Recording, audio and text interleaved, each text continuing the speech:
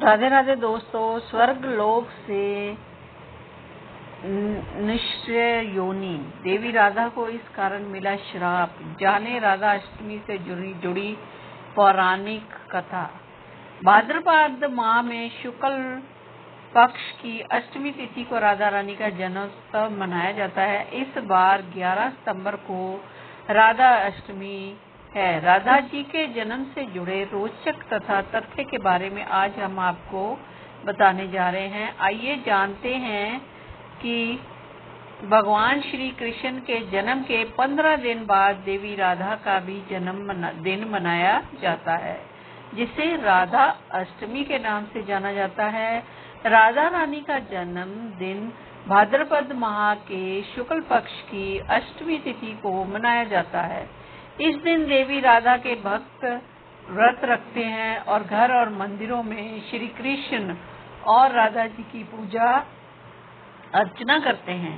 इस साल राधा अष्टमी 11 सितंबर को मनाई जाएगी। राधा जी का जन्म कथा श्री कृष्ण के साथ उनकी प्रेम की कहानी की तरह ही बड़ी ही रोचक है। आइए राधा अष्टमी से जुड़ी पौराणिक कथा के बारे में विस्तार से जानते हैं।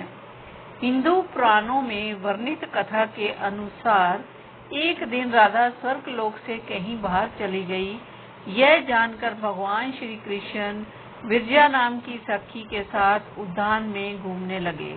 कुछ देर बाद जब देवी राधा स्वर्ग लोक वापस आई तो वह श्री कृष्ण को विरजा के साथ देखकर क्रोधित हो उठी और क्रोध में ही उन्होंने विरजा को अपमानित कर दिया, जिसके बाद विरजा नदी के रूप में बहने लगी। देवी राधा का यह व्यवहार श्री कृष्ण के मित्र सुदामा को अनुचित लगा और वे देवी राधा को भला बुरा कहने लगे। तो देवी राधा को मिला श्राप कैसे? सुदामा की बातें सुनकर राधा को गुस्सा आ गया और उन्होंने सुदामा को दानव योनि में जन्म लेने का श्राप दे दिया।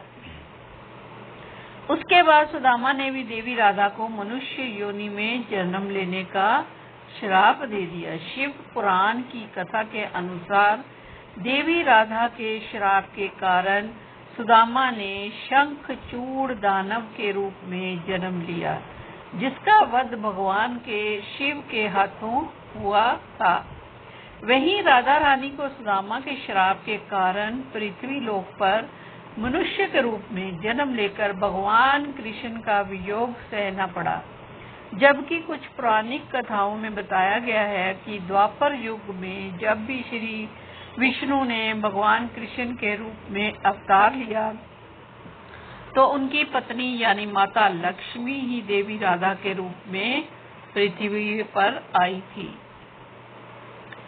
राधा अष्टमी व्रत का हिंदू धर्म में बहुत ही महत्व है। इस दिन भक्तजन देवी राधा के नाम का व्रत रखते हैं और धूमधाम से कृष्ण और देवी राधा की पूजा अर्चना करते हैं।